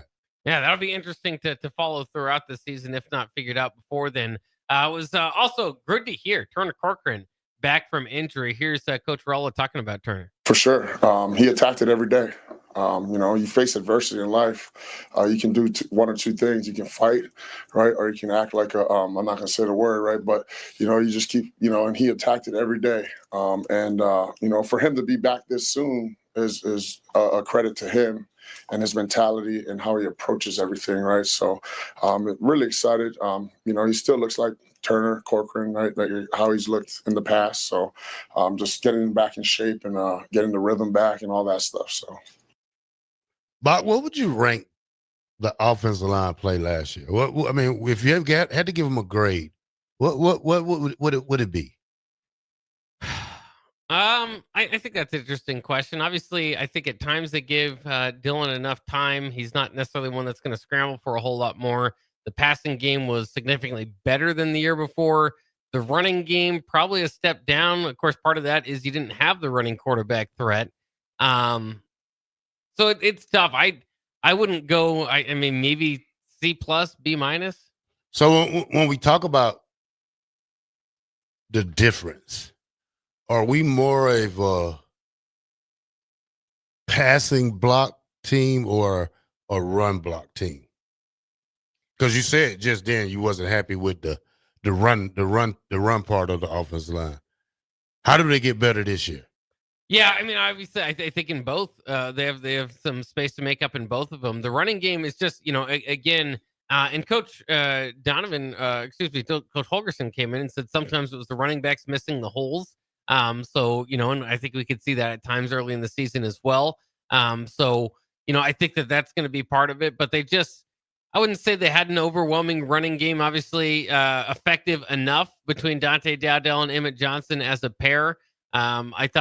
I think part of that too is I don't think they always played the best back. I thought Emmett Johnson showed and proved throughout the season he was that guy, and there were a couple games there where he either had one carry or no carries. So I think that could have helped improve. Did deal with some injury situations, as we know. Lost Prohaska going in last year. Corcoran midway through the season. The transfer from Florida's name is escaping me, was kind of on and off. So there's some interesting different dynamics there, but and that's, it kind of goes to the point overall. I think people say that they've been seeing steady. I hear this narrative a lot. Steady improvement from the offensive line from year to year to year under Donovan Raiola. I think at some point they need to take a big step, because I think, yeah, you can argue a little bit here and there. And again, 2 years ago, among the leading rushing teams in the Big 10, but a lot of that was quarterback running for the fact that you just didn't have much of a passing game. Also had a lot of turnovers, not necessarily all the time on the offensive line's fault. But I still think a better way of really saying it than breaking it down, maybe game by game or this or that. I think it's just kind of a mid level, kind of mid-tier, I suppose, offensive line in the Big Ten. And as we know, this conference, if you're going to be one of the contenders, you have to want to have one of the better offensive lines in the Big Ten. And then the other thing that I've said for years too is I think Nebraska's offensive line, and it may have changed over, it was especially more this case, I suppose, when Nebraska was 9-4, 10-4, struggling to win those big games, was that the offensive line was pretty darn good for a majority of the time, and then against those the Michigans, the Ohio States, the teams with the better athletes struggled a little bit more. And then over the last decade or so, I think the offensive line probably has taken a step back from even that. But I think that's still where I guess my concern with this team is. It's not so much, and this is a big offensive line. That's another thing. They especially if they depends on kind of who you start there. Obviously, Prohaska gives you a big height advantage, but they're going to average close to 310 across the board. Could be anywhere from 6'4" to 6'5" kind of average there. So it's a big line. Hopefully 4 years. A lot of these guys in the weight room for a long time, with obviously Rocco and Elijah from the transfer portal. Some talent that maybe hadn't been there previously. This has got to be the best line. And that's what, and I think he said as much, that he feels like it's the best that it's here. They got to take that step up. And then again, maybe it's to get back to those 9-10 win teams, like I was saying, where they're pretty dominant against mid to lower level teams in the Big Ten. And then maybe they do struggle a little bit against the upper tiers, as I mean, that's naturally competition. That's what's going to happen from time to time. But it also just like to see them be able to handle that. And a lot of that's the tackle position. That's what I've talked about for a long time. Corcoran, I'm glad to see him back, but I almost would love to see him play some guard, because I think that's probably his better position. But he's been forced to play tackle along with Benhart for what seems like. I mean, those guys, I think, are among the career leaders in games played as a Husker, and they just haven't really been able to find anybody to compete or take their spots at tackle. And again, both of them solid, but but obviously Benhart didn't get drafted, and Corcoran's fighting for a starting spot now. So it could improve. That's my biggest point, is that it could improve, and it needs to improve. What game you think would challenge this offensive line? I think you look at the better defensive teams, right? I think Michigan certainly is going to have the athletes, and this is a defensive conference. So, but you think about the teams that can recruit those type of athletes.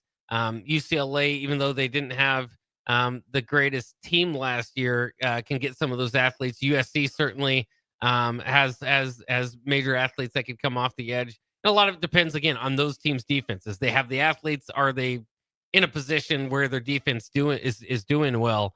But obviously, I mean, Penn State is probably gonna be their biggest test. Now they lose their biggest threat off the edge there.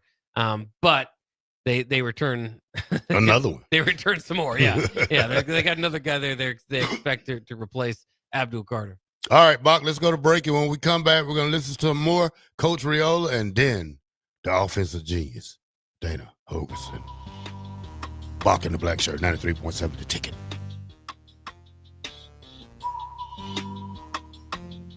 Start your Sundays off right with Jeff and Nicole Essink on Fitness Fanatics.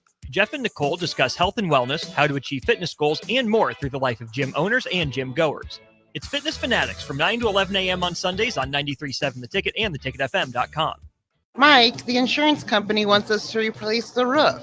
Wait, what? I thought everything was fine. Yeah, it says right here our roof is too old and they won't be able to cover us anymore. I guess it is 15 years old. Hi, I'm Austin with Roofing Service Company. We help homeowners with their roofing and siding projects. Financing options are available, and we can get you under a new roof no time at all. If this sounds like you, visit roofingservicecompany.com. That is roofingservicecompany.com.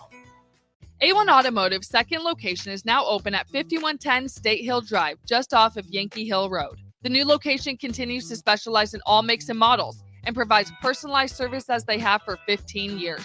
With the school year here, A1 Automotive reminds you that college students get 10% off any service, and they offer free tire repair with a valid college ID. Schedule your appointment today at a1autolincoln.com and visit their new location in South Lincoln at 5110 State Hill Drive or downtown at 11th and L. Are you looking for an exciting new way to put your skills to work? Explore new career options in the fintech industry at Currency, a Sandhills Global company. We offer full-time positions in financial sales, compliance, operations, and other fields. We also offer a 4.5-day work week, an attractive benefits package, and opportunities for advancement. Put your motivation to work and grow with us at Currency. Visit gocurrency.com/careers to learn more. A business's phone is the lifeline to its customers and potential clients. That's why it's so important that you can take calls seamlessly from anywhere, whether you're on the road or in the office. Hamilton Business Technologies can help ensure your phone rings wherever you are. We can equip your headquarters and any of its locations with the right tools for smooth, professional call handling. As the official business IT partner of the Huskers, we know how to keep Nebraska businesses connected. Learn more at hamiltonisbusiness.com.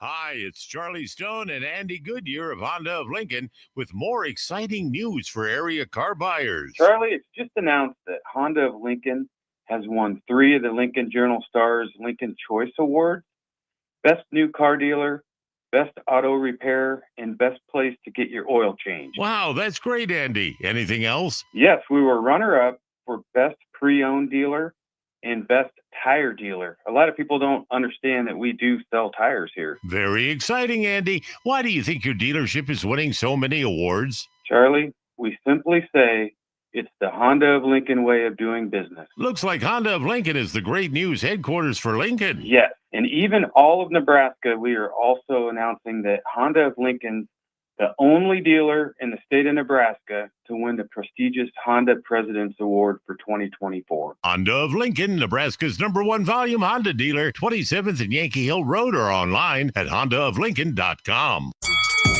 MMA fighting is back this Saturday with summer season VFL 4 at the Complex. Lincoln's best amateur MMA fighters will display their best performances, with Misael Monarez fighting Colin Fisher for the welterweight title to wrap up the night. Get your tickets at thecomplexlincoln.com, where you can live stream the event as well. Doors will open at 6 p.m. with the first bout at 7 p.m. this Saturday, August 16th, all at the Complex at 1555 Yolanda Avenue.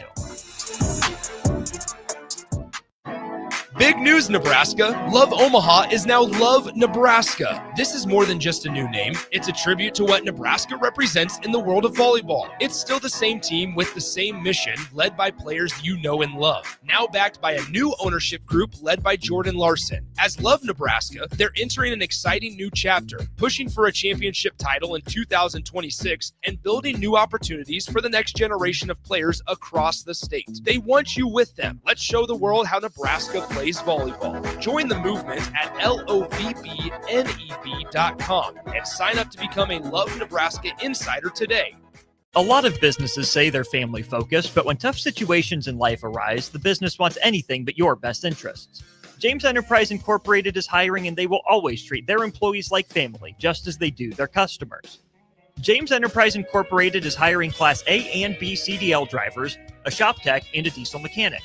If you're looking for a career with a company that goes above and beyond to value you and your family, apply today at jamesenterpriseinc.com or call 402-432-6740. Rashawn Jackson here for Bauer Infrastructure, a veteran-owned local company proudly serving Lincoln, Lancaster County, and the surrounding areas. Bauer provides quality work at an affordable price, and they're growing rapidly. If you want to experience a career with a fast-paced, family-friendly environment, visit BauerInfrastructure.com. They have top-of-the-line benefits, year-round work, even through the winter. Bauer, usher in the new era of infrastructure to an area near you. And as always, go Big Red! Empire Netting and Fence delivers top-quality netting and fence solutions.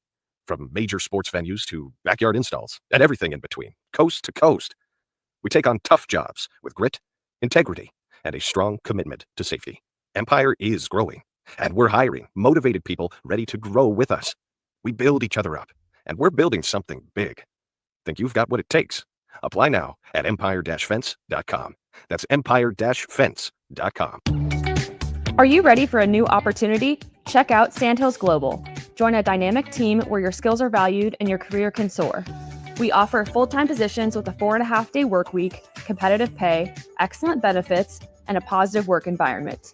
From IT and marketing to sales and finance, we're looking for talented individuals just like you. Apply today at sandhills.jobs and take the first step towards an exciting future.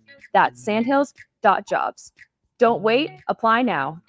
You're listening to Bock and the Blackshirt, on air and online at theticketfm.com. Welcome back to 93.7 The Ticket. Bock and the Blackshirt here. Bock, are you a Little League World Series type of guy? Do you ever watch them games? I haven't watched them for a long time. When I was young, when I first saw them and was first introduced to them, I did. That was back when they had the scandal. Can't remember his name, Danny something, but they thought that maybe there's a few players back then that they thought maybe had changed their birth certificate so they could still get in there. But no, I haven't watched too much as of. Has Nebraska ever won a Little League World Series? I don't want to speak in absolutes. I don't believe so. Yeah, we got one. We do. Yeah, with Corby Ramus or Georgia does. Yeah, well, my hometown. Oh, okay. Well, Corby Ramus and his brother, they was a force to be reckoned with. Oh, I bet. Yeah. When they was Little League. You big into Little League? You watch some Little League sometimes? I watch it. I used to be into it big. I just like to see the little kids do their thing, hit home runs and do their celebrations, and it's just fun to watch sometimes. Yeah, it's always funny. I always like them. If you're just laying on the couch one day and it's bored and no football on, and hey, let me see what these little kids do. I just like when they go to bed. They always have like their favorite school. They walk up songs. Yeah. they have a lot of fun with that. Yeah. What would your walk up song be? Ooh, that's a good one. We play it here often, but I think You Dropped a Bomb on Me would get me going, I think. Yeah? Yeah. I got it. I have so many. Oh, I don't even know. I don't know. That's hard to say. There's a lot of good choices. Yeah. Probably Lil Wayne. Some Lil Wayne. There you go. Or 8 Ball and MJG. Sitting on top of the world. There you go. Yeah, that's a good one. All right, Bock, let's listen to some more Coach Riola we have right here. We have some of the clips from the press conference for the conference today. Yeah, absolutely. Let's get into the improvement of Elijah Pritchett. Just focusing on, the stuff that we talk about and stuff that we teach. It's always a process. This is year 4 for some of those guys in that room, right? It's a process, learning new techniques and new system, different offense, right? Different calls. So just continuing to attack the process, right? Continue building the discipline that's needed to be a consistent offensive lineman for 60+ minutes. Yeah. The thing with Elijah, I think I need to go down there and talk to him. Kid from my hometown. We know he's 6'5", 330.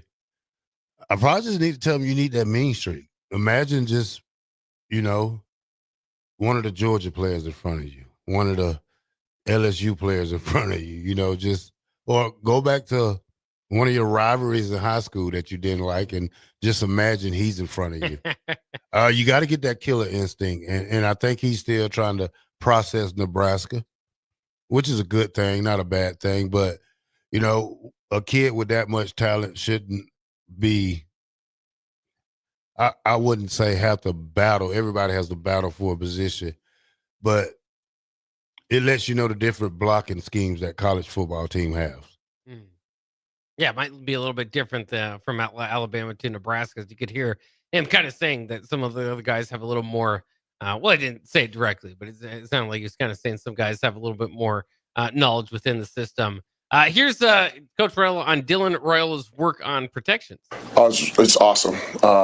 You know, he's a very cerebral kid. You know, obviously growing up with a dad as a center, you know, that was what, you know, he was taught growing up. And then just the communication between him and the offensive lineman and the comfort level that they have on and off the field has really grown, you know, just for him being in year 2. And so it's really a constant work in progress, right? But in the protection world, we want to get it right, and we want to make sure that, you know, we take care of our running backs as well and allow them to get out on routes too. So we try to get that thing right. So, yeah, Dylan's a smart kid. I mean, you don't see too many quarterbacks at his age or no. You know what? About the thing about Dylan is growing up in a football family. I think that helps him a lot better. Probably he's on the same boat with probably Arch Manning, you know, having 2 uncles who've been that far, having a dad like his dad, you know, and being around people like Patrick Mahomes and being able to have a quarterback coach, being able to have that all through high school. I think that's helps him mature him a lot better than other quarterbacks that doesn't have that type of, let's say, camaraderie for them, you know. Yeah. I think he's benefited from the best, and I think he's gonna really have a solid year. Yeah, I think so too. I mean, I think they've talked about it too, and Coach Rowland specifically was talking about how, you know, kind of the pre-snap stuff, all the kind of the stuff in between the ears that Dylan has a really good grasp on, especially for, like you're saying, his age or at least experience level in there. And that they hold that to all the quarterbacks. If Dylan's able to do it, you know, hopefully can kind of pass that information down. And of course, we'll get to Coach Holgorsen and some of that backup quarterback discussion, which was front and center today to a degree when Holgorsen was at the stand. Let's finish up with Raiola quickly. Hold on, Bock. I got one question. Go ahead, Bock. I'll wait till after this. Okay. Real quickly, here is Coach Raiola on the depth of the offensive line. I mean, as an offensive line coach, you're always, you know, preparing for the worst, right? So, you know, but I think going into a training camp, the whole overall unit has been the best since we've been here. And, you know, I was talking to Coach Cooley, my assistant, the other day, and, you know, we haven't seen too many units that we've been around that's been this deep from, you know, the top group to the last guy on the roster. So, you know, we're excited to be able to, you know, go to work with them every day and just keep focusing on improving and, you know, just playing to our standard. All right. I think that's pretty good. It's a good saying. I mean, depth is always a good thing. Still would like to know more about the younger kids and like Sam Sledge. Those kids we recruited 2 years ago, you know, going into their, second, third year. Should be able to see the growth of those guys, but, you know, having so many guys at that time period, we hearing the same old names, Cocker and Teddy P, you know, guys that's been in this offense probably 4 or 5 years now. Yeah, but I mean, obviously too, I mean, depth and that makes you feel a little bit better too when he's kind of talking about, you know, among other coaching staff members that that's how good the depth is. And again, maybe makes you feel a little bit better about the rotations that they're kind of having at tackle, and maybe not kind of defining that spot is it's not maybe a situation of do we have a guy? It's maybe a situation of, okay, we think we could play, you know, 2 or 3 of these guys. We just want to see which guy, you know, gets that final push to earn that starting spot. The final one from Coach Raiola today is that rotation at tackle. We rotate guys all the time. Not only gunner, we work a lot of guys in different spots. Not only, for this season, but when you get to the NFL, and if you're a guy that gets there, you're gonna have to learn how to be versatile and play on both sides. So, we work a lot of guys on both sides. We work, different guys at guard and center. So, and because in the past, you never know what's gonna happen. So we're just focused on trying to figure out who the best five is, and on August 28th, that's who's going to roll out there and do their jobs. I think Coach Raiola has really, got after it the last 2 years. I think he's really been on point. I think he knows what it takes to be a Nebraska lineman, to get them ready. Working with the best, just working with what he got.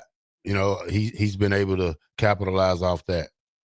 Yeah, absolutely. I mean, and again, that versatility can kind of help with the depth that they have there. So the offensive line just feels like it's in a really good spot. All right, Bock. Now I'm going to read this text to you, Bock. This is from Gus Mohawk. Now, Gus, I want to take you up on this offer. Hey, Blackshirt, you said you wanted to make a bet about Nebraska having a better season than the Bulldogs. Let's bet a PS5. Put your money where your mouth is, Buckaroo. Ooh. You know what, Gus Mohawk? If you come down here and shake my hand one day next week, we can get it on.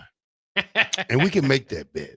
I'd be happy to give Bock a brand new PlayStation after this bet is over with. Thank you very much, sir. Bet's on. Well, there you go. And if you're Gus Mohawk, I thank your support for the Huskers, but Bulldogs are preseason top 5, so you're giving. I'm not trying to diss Nebraska, right? You're making a bet that's probably a damn good bet to take. Yeah. So it's hard not to take that one. I'm going to take that bet, Gus Mohawk. Fair enough. Coach Holgorsen also spoke to the media today. Had some interesting things to say. Like I was saying earlier, specifically about the number 2 quarterback and the battle that's going on behind that. It's a competition. Okay. So, what I said, with Jalen, we know what we got in Jalen. Okay. He's a competitive kid that's played in games, that's older, that knows the system, that operates. But TJ's a very talented young kid. And so those guys they're going about equal reps right now. And we will keep evaluating that one as well. Whoa. Didn't expect that one. I've been hearing great things about this kid. Didn't look that well in spring jam or whatever the Husker games. He's came a long way. Always knew this kid was going to be great, but with a quarterback like Graham said, just he's that reliable backup. He's like that Doug Peterson was to the Green Bay Packers when he was the backup to Brett Favre. Yeah. Always there, but didn't ever play. This makes you wonder that is this kid the next kid behind Dylan Raiola, because now you have this Trey he's coming in. Yeah. You got Dylan Brothers coming in. You're probably going to get another quarterback in the 26, 27, 28 class. So, for this kid to have his foot already established like that, it's going to take a hell of a quarterback to come unseat him when it's time for him to play. Yeah, that's interesting. Also notable, I think that the transfer in from Purdue, not necessarily mentioned among that group too. So not to put him down, but just another name that I think people thought might be factoring into the number 2 quarterback race. Holgorsen also answered, obviously that drew a lot of ears, like it did yours, Terrell. So the next question was how has quarterback TJ Lateef advanced? Yeah, he's talented. He's very talented. He's got a thick lower body, so his ability, his mobile ability to be able to keep plays alive is really good. I think he'll tuck it and go and be like a running back type threat. But he was here in the spring, and so this is his 4th time with the install. We did it in winter, we did it in spring, we did it in summer, now we did it in camp. And so it's starting to make more sense to him, so he's able to communicate. He's calm in the huddle. That GoPro for him is critical to hear what he says and what he gets from me and how he says it. And the more reps he gets, the better he's going to be, and so, happy for him to put himself in that position. I didn't know if he would, but he has. All right. I like this little kid, man. Oh my God. I like this young man, especially I love mobile quarterbacks. I think having it changes the game pace for Nebraska. It gives you two dual threats on the ground, but I would love to see him in a cleanup role, and just see how he does and see how he be under pressure. Yeah, it'd be good to get him some game reps. Obviously, as we know too, he can be the backup, play in as many as 4 games and still hold that red shirt. So it'll be interesting to see. And then another factor in there, he's kind of talking about being immobile and a bit of a threat in the running game. Could be an opportunity maybe for some plays or some packages in there for that as well. Obviously, we know Harburg might get a little bit of that in gadget plays. Might not. We'll have to wait and see what they kind of do there. But I thought that was kind of interesting and notable as well, as that being one of the first things he said. We got a little bit more on Holgorsen, but we are up against the break. Take us out, Bock. All right, you're listening to Bock in the Blackshirt here on 93.7 The Ticket, sponsored by Bauer Underground. We will be back after this. Boom, boom, boom, boom, boom, boom, boom, boom.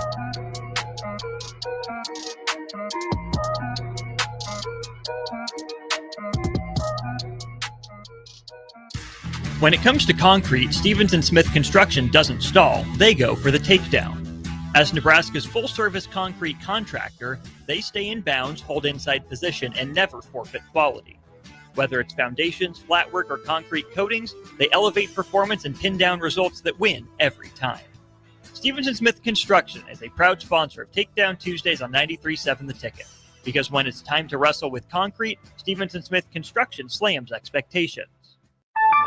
A business's phone is the lifeline to its customers and potential clients. That's why it's so important that you can take calls seamlessly from anywhere, whether you're on the road or in the office. Hamilton Business Technologies can help ensure your phone rings wherever you are. We can equip your headquarters and any of its locations with the right tools for smooth, professional call handling. As the official business IT partner of the Huskers, we know how to keep Nebraska businesses connected. Learn more at hamiltonisbusiness.com.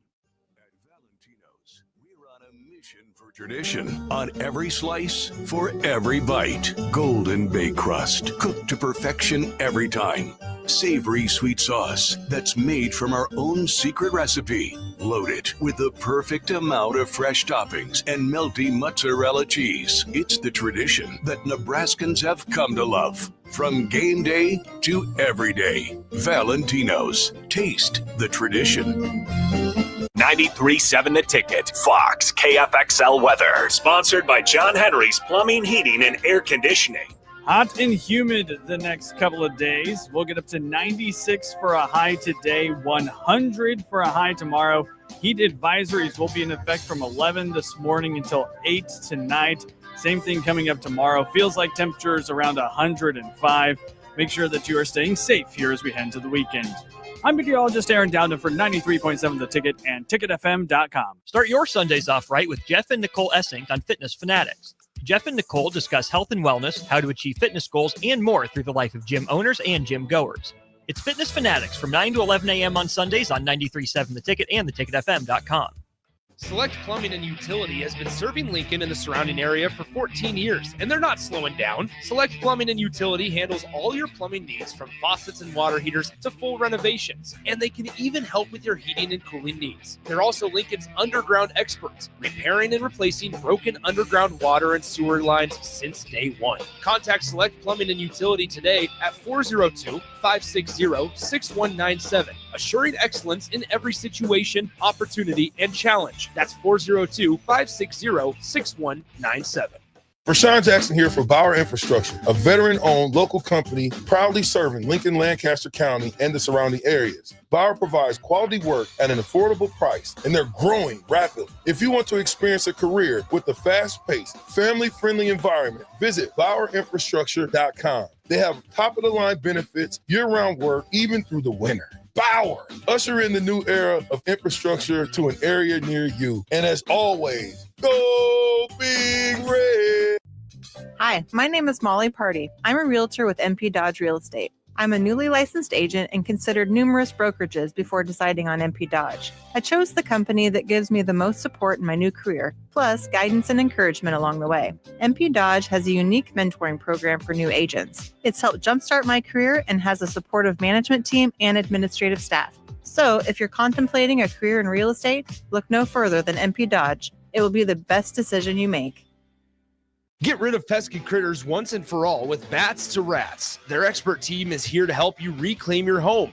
No more sleepless nights caused by crawling critters or flapping wings. Bats to Rats ensures a safe environment for every family member. Check the website at batstorats.com for amazing offers. And if you mention this ad, you'll receive $10 off your initial inspection cost. Call Bats to Rats today at 402-781-8691. That's 402-781-8691. Bats to Rats.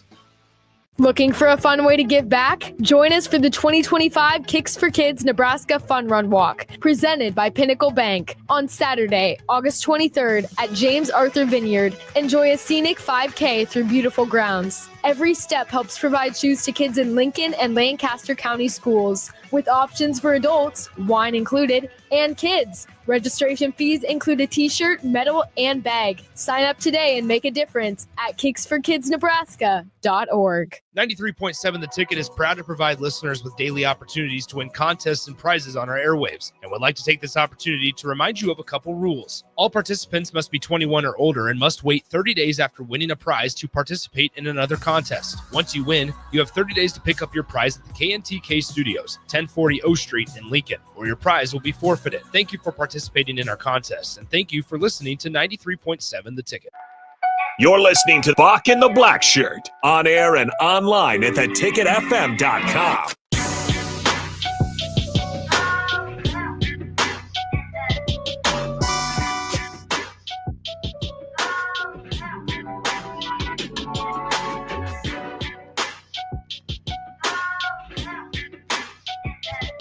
Welcome back to 93.7 The Ticket, Bock and the Blackshirt in the last moment right here. So I'll let Bock start it off. Yeah, we just got to jump back into a few more bites from Dana Holgerson as we finish things up here. Of course, we kind of finished off with the quarterback battle that we were talking about. Let's get into a little bit more of some of the players outside, specifically the wide receivers. Here is Coach Holgerson talking about the depth of playmakers at the receiver position. Yeah, I'm not prepared to talk about a depth chart right now. That's probably going to be a conversation for next week, and that's up to the head coach. So I do feel good about, we know what Dane can do. We know what Jacory can do. We know what Isaiah can do. It's good getting Isaiah back. He was out for about a week, and he's back out there practicing right now. So those are experienced guys. If you look behind them, Wood has had an outstanding camp, got rewarded with a single digit, and I think he put his best practice together. Yeah, not today, but yesterday we had a pretty physical practice, and he was potentially one of the most physical guys that we had out there yesterday. So we're good with that. And then, the other ones are young guys. They're freshmen. It's Cortez, it's Quinn, it's Keelan, to see what they can do. Those guys have been progressing and happy with where we're at from a depth perspective. Well, there you have it. I believe Wood is who he's talking about would be Janiron Bonner. I'm not sure exactly the nickname there, but he did speak further on Janiron Bonner. Yeah, hard work, man. I mean, he physical, hard work, does everything you ask him to do. Swiss Army knife, so to speak. I mean, he can flex out and run any routes that we want him to do. We can, move him in and use him in the run game as well. So he's going to do a lot. He's a great special teams player. He's a great leader.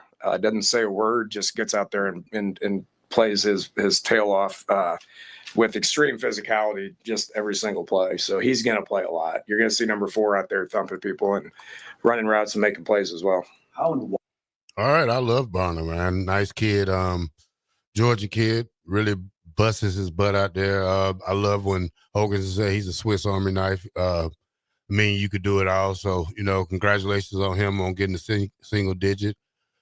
Just excited to see what these guys could do. I think my favorite player on offense is Jacory Barney. Emmett Slight behind him. just because those guys work hard. Nothing against Riola. He's the quarterback. Quarterback always gets all the glory. But you have to think about the other guys that really makes this offense click also. Yeah, and it's interesting. They had Tank Dell, of course, current wide receiver in the NFL for the Houston Texans, apparently at practice. And here is what Jacory maybe got from Tank Dell. I think he got some confidence. Jacory's best week of practice since I've been here. I mean, he is playing extremely fast. He's playing extremely free. He's making plays. We know what kind of a energy guy he is. I mean, everybody sees the energy that he brings, but he's bringing energy between the whistles now.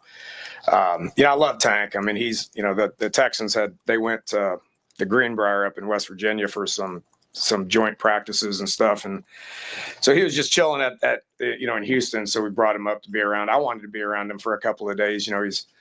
He's going through a lot just based on the injury and all that. So he's family to me. He's family to DeKeel and Logan.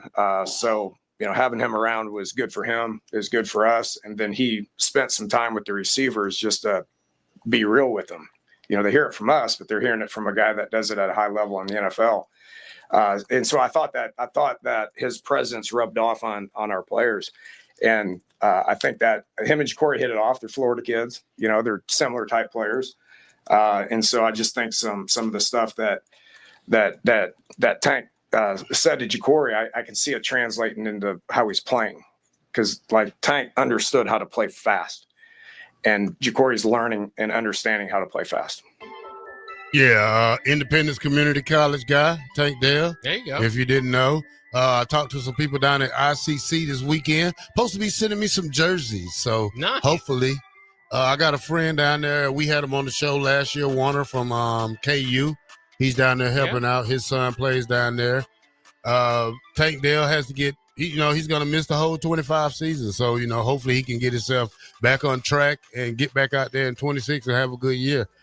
All right, everybody. We thank you for listening to Bock and the Blackshirt all week long. We thank you for participating in our talk. We're really excited about football coming up this season. We'll check y'all out more. Bock and the Blackshirt here on 93.7 The Ticket. Have a good weekend.